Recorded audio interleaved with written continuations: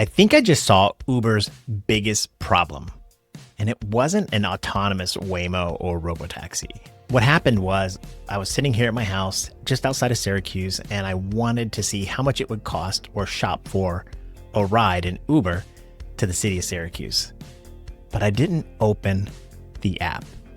I went to Apple Maps. Apple already knows where I'm at and where I'm going. And today, it needs those apps. But what happens in the future when it doesn't? Hi, my name is Levi Spires, and this is the Tip You in the App Daily Drive podcast. Still here, still driving. The Daily Drive is brought to you by the Gig You app. Drive smart, earn more. Coming to iPhone. Use the link in the description to join the waiting list. This week, I haven't received a single tip, and not even on this ride I want to tell you about. I had an Uber ride, the first one of the week this week. The passenger paid $67, I paid $24, and neither one of us knew why. So what happens when the algorithms set prices neither side really understands? In fact, I want to quote Senator Sherrod Brown from the U.S. Senate. He says, using algorithms to set prices makes prices unpredictable and takes away people's ability to find the lowest price. And I think that's the thing Uber has been counting on. That's Uber's secret sauce, the way they make money. My first Uber ride this week, the passenger, he was going on a business trip. I'm sure he just went into Uber because he's comfortable with Uber, opens up the app, says, oh, look, that's a reasonable price, whatever it is. Company's paying for it anyway, orders the ride. Me, as the driver, I do the same thing. I look and go, $20 to get to the Syracuse airport from Manlius. Seems about right. I take it. But neither him nor I know how Uber actually prices the trips. We're both comfortable using the Uber app. We're familiar with it. We know the brand. The app works extremely well today, and everything's functioning right now. But then, just out of curiosity, I went into the Apple Maps, and I was able to find Lyft pricing right there inside of the Apple Maps program. Now, my Uber app, I don't know why it doesn't work. So I can't order Ubers as an Uber driver, whatever. But it does show me the Lyft pricing, which, by the way, was really absurd. $100-something to go to the Syracuse airport. I only live like 30 minutes from the airport. So yeah, Apple's already gathering through API that data. And what's to stop other companies, apps from doing that? Like, for example, we're talking about Apple Maps. What if it's the Apple iOS and now Siri is involved? Let's do ChatGPT gets access to this data, or Grok, or Claude. See, that eliminates the shopping. Let me explain. I go into Grok soon, by the end of this year, maybe. Next year, probably for sure. At the latest, 2028. And I go into Grok, and instead of saying, order me an Uber to get to the Syracuse airport, I'll say, Grok, I need to be at the Syracuse airport at this time. Get me a ride. Now, today, where I live, you pretty much got one or two options. Go into Uber or Lyft, maybe call a taxi. But soon, there's going to be other competitors. Waymo, Lyft, whoever. Right now, I'm busy. I've got to record a podcast. I got to go out and Uber drive. I want to spend time with my family. I don't want to spend a lot of time shopping for a ride. I might open the Uber app and see what the prices are. I might open the Lyft app and compare, but that's about it. I'm going to pick the cheaper of the two and go with one of them. Grok, in the future, as my shopper, has infinite patience and amazing negotiating skills, right?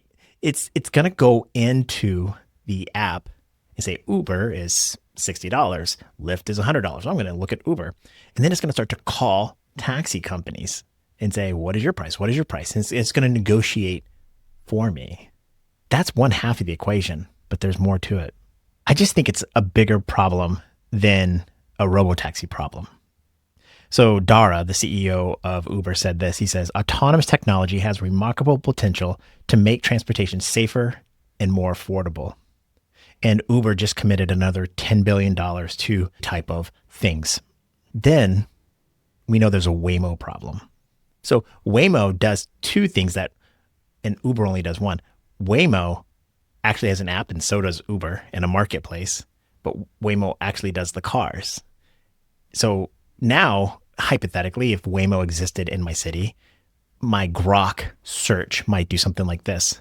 I say, hey, I need to be at the airport. Grok goes out there and looks at Lyft, Uber, Waymo, and shops. But we know there's Robotaxi. We know there's Zoox coming along. So now there's 5 potential things. A taxi company. But let's talk about that taxi company. That taxi company is the most interesting thing because Uber is an amazing app today. It really is. It functions extremely well. So is Lyft. But Google, Tesla, Amazon are amazing app development companies too. And they have big data sets, like Uber has a big data set. So they're very capable companies of delivering the app for me, my Grok, to go out and shop. Now, the taxi company. This one I think is the most interesting. What to stop these taxi companies from doing some level of AI work themselves, developing their own app? What if a taxi company has 10 cars here in the city of Syracuse, or 1,000 in New York City, and they're part of the New York City taxi TLC law or whatever it might be, and they're able to also compete? Now that's 6, 7, 8, 10. There could be dozens of taxi companies here in Syracuse. And Grok, my agent, with infinite patience, knowing my pricing and budgeting and what kind of car I like and preferences and all those, my schedule, is going to go out and shop all functions at the exact same time and negotiate them. It's going to set the whole thing up. I would never do that on my own. I would never call taxi company after taxi company after taxi company, or private limousine service, or whatever solution. I can even see, this is really freaky, but imagine Grok texting a couple of my friends for me. Hey, Bob, do you want to take me to the airport? Now I would never do that. But imagine if Bob's cell phone, I'm making up a friend, Bob, but Bob's cell phone rings and it's like Grok on my behalf. Do you want to take Levi to the airport? Or worse, it represents me. It's like, hey, Bob, it was fun going to the movies with you the other night. Do you want to take me to the airport? But the AI agents are going to start doing their own thing. Now, Uber is going to have its own AI agents too. But today, Uber is the beast. It's the market. If you want to go anywhere in the United States in a private car, you can order an Uber. You can maybe order a Lyft, but for the most part, you can order an Uber. It has all the drivers, it has all the customers, and it's in every city. And I'm an Uber driver out in the middle of nowhere, America. If I go south of my house or southeast of my house, it's nothing but cows and Amish people. And I still get Uber rides around those locations in the middle of nowhere. So we know what Uber is doing is actually working. But what makes me think is, what is Uber's value today? And what is its value in the future? Let's talk about today. What is Uber really selling?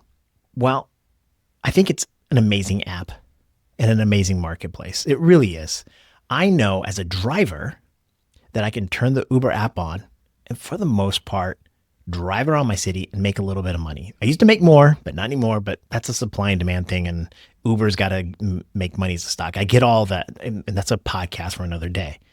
But Uber works. So does Lyft. So does DoorDash and all these other gigs. But what are they really selling? Access, a marketplace? And how does Uber actually make money? I think Uber makes money through arbitrage, asymmetric information. That driver, the guy I took to the airport on Monday morning, he doesn't know why Uber priced it what it was. And his threshold for price could be $100 to $60. And because he probably didn't shop, Uber's got kind of a captive audience. And to my failure to some extent as a driver, I pretty much just do Uber. I don't do Lyft. I don't do DoorDash a lot or anything else. Uber kind of knows I'm the same way. They know what I've taken before in the past. They know a lot about me. So Uber's using my information and the passenger's information and that arbitrage to that level of ignorance. We don't know anything. And that's how they're making that money off that gap. That's why Uber was able to make what it was able to make on this particular ride. But that's going away, right? When let's talk about the passenger. When the passenger is using AI to do the negotiating, it's no longer asymmetric information because now that AI agent is going to know all the available rides from his house to the airport. And me, as a driver, at some point in time, I'm also going to have AI working for me as a driver. So I don't know what Uber's value is in the future, but I want to make some guesses, and I want Uber to succeed because I'm a driver, right? So I want it to win. I don't want Uber to go away. So what Uber has today is definitely incredibly difficult to reproduce. And we know that because Lyft, as good as an app it is, I think Lyft is a better app as a driver, but it's hard for me to turn the Lyft app on here in Syracuse and sit around parked for an hour and not get a ride. It just doesn't have the demand. It's just not a big marketplace. So what should the Uber app become? Well, there's a part of me that wants Uber to double down on drivers. If all of its biggest competitors are artificial intelligence, autonomous cars, Waymos, Robotaxis, Zooks, etc., what if Uber said, we're going to focus on the drivers? Not necessarily make life better for me, but tell the consumer, yeah, there's autonomous cars. And by the way, we at Uber also have autonomous cars, but we have drivers. And look at these good drivers. There's a driver named Levi in Syracuse. Look at him. He's 5-star. He keeps a clean car. He's really good. Right now, today, the relationship between Uber and the drivers is hostile. It's a negative working environment. I think most drivers would quit Uber instantaneously if a better app came along. We have no loyalty to it because I don't think Uber likes me as a driver. I don't think Uber wants me as a driver. But what if Uber really, truly leverage the value of human drivers, what we bring to the table? Now, I know some point in time in the future, there'll be no human drivers. I don't know when that is. It's coming. But today, Uber could say, we have the most professional drivers out there, better than any taxi, better than whoever. Now, I don't know if Uber really does. I think there are some problems, but there's that opportunity. I think another thing is that what if Uber became the transportation infrastructure? Its servers, algorithms, programmers, like everybody goes through the Uber app, not necessarily to get a driver or a ride, but some sort of like they've built the system that everybody uses. I don't know how that works. I don't. I was just thinking about things that Uber could leverage. What if it's sold? Like the way Tesla can sell or license FSD to other manufacturers, Ford, Toyota. Tesla's FSD software is worthy. It's so good, it should be licensed. And Uber or Tesla can sell that. Well, I think Uber has something similar, right? So they could sell that, not necessarily the customers themselves, but sell the suite of algorithms or whatever it might be. And again, I'm not a software guy, Dara. I'm just trying to help. I'm sure you got your handle on it. I assume you do. I hope you do, because I need this Uber gig to play out for a few more years.